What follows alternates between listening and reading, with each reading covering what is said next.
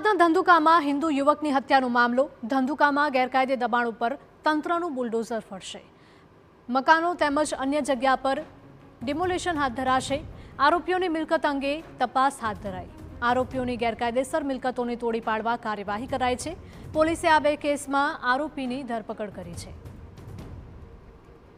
અમદાવાદના ધંધુકામાં હિન્દુ યુવકની હત્યા બાદ સમગ્ર પંથકમાં ચકચાર મચી છે। શનિવારે યુવકની હત્યા બાદ ટોળાએ સમગ્ર વિસ્તારમાં તોડફોડ કરી આતંક મચાવ્યો હતો। ત્યારે સમગ્ર મામલે ખુદ સબ ઇન્સ્પેક્ટર હર્ષરાજસિંહ ઝાલાએ ફરિયાદી બનીને 100થી વધુ લોકોના ટોળા વિરુદ્ધ ફરિયાદ નોંધાવી છે। હાલ સમગ્ર મામલે 4 સભ્યોની એસઆઈટીની ટીમ કામ કરી રહી છે। આ ટીમ દર અઠવાડિયે રિપોર્ટ પણ રજૂ કરશે।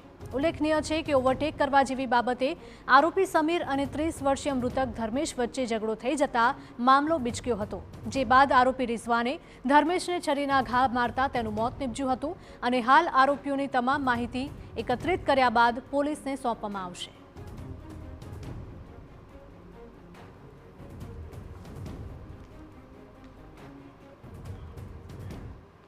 તો આજ મુદ્દે અમારા સંવાદદાતા હરીન જોડાયા છે લાઈવ વધુ અપડેટ સાથે। હરીન, જણાવશો કે ધંધુકામાં જે પણ કંઈ ઘટનાક્રમ બન્યો અને ત્યારબાદ હવે પોલીસ એક્શન મોડમાં છે અને જે પણ આરોપીઓ છે તેમના ગેરકાયદેસર મિલકતો હશે તેને તોડવાની કામગીરી કરવામાં આવશે।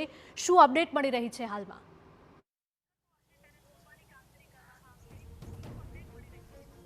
બિલકુલ, જે રીતે હવે ધંધુકામાં પણ છે આરોપીઓની ગેરકાયદેસર મિલકતો ઉપર બુલડોઝર ચલાવવાનો નિર્ણય કરવામાં આવ્યો છે ને તેને લઈને એક મહત્વપૂર્ણ બેઠક પણ અત્યારે ચાલી રહી છે। આવનારા દિવસોમાં ધંધુકામાં જે પણ ગેરકાયદેસર મિલકતો હશે, સરકારી દબાણો, સરકારી જગ્યાઓ પર દબાણો કરેલા હશે તો તેને દૂર કરવામાં આવશે, ડિમોલેશન કરવામાં આવશે। તમામ માહિતીઓ છે તંત્ર દ્વારા એકત્ર કરવામાં આવી રહી છે અને ત્યારબાદ પોલીસ સાથે રાખી અને તંત્ર છે આ બુલડોઝર ચલાવવામાં આવશે। એટલે કે જે રીતે અગાઉના પણ અલગ અલગ કેસોમાં બનતું આવ્યું છે કે આરોપીઓ છે તેને છોડવામાં નહીં આવે, આરોપીઓ વિરુદ્ધ જે છે કાયદેસરની ગંભીરમાં ગંભીર કાર્યવાહીઓ છે કરવામાં આવશે અને તેના જ ભાગરૂપે બુલડોઝર છે તે ચલાવવામાં આવશે। ખાસ કરીને વાત કરવામાં આવે તો આરોપીઓની મિલકતો અથવા તો કોઈ મોટું એવું દબાણ પણ ધંધુકામાં હોય તો તેને લઈને પણ અત્યારે તંત્ર એલર્ટ છે, તંત્ર છે તેના દ્વારા માહિતીઓ એકત્ર કરવામાં આવી રહી છે અને આવનારા દિવસોમાં આવનારા 1 થી 2 દિવસની અંદર જ આ બુલડોઝર ફરી શકે તેવી શક્યતાઓ પૂરેપૂરી દેખાઈ રહી છે। મહત્વનું છે કે જે રીતે નજીવી બાબતે ધંધુકામાં તણાવભરી સ્થિતિ સર્જાઈ હતી, ખાસ કરીને હત્યાને પણ અંજામ આવી હતી। ધર્મેશ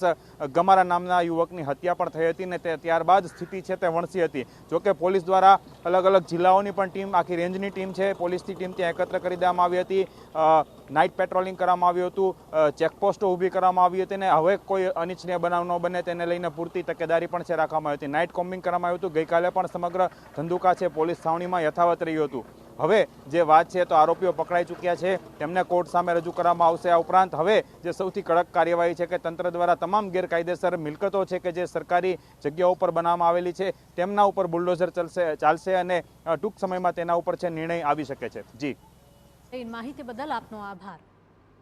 તો જેટલા પણ ગેરકાયદેસર પ્રવૃત્તિ સાથે સંકળાયેલા લોકો અને ખાસ કરીને જે આરોપીઓ આમાં સંકળાયેલા હતા તે તમામની પૂછપરછ કરવામાં આવશે।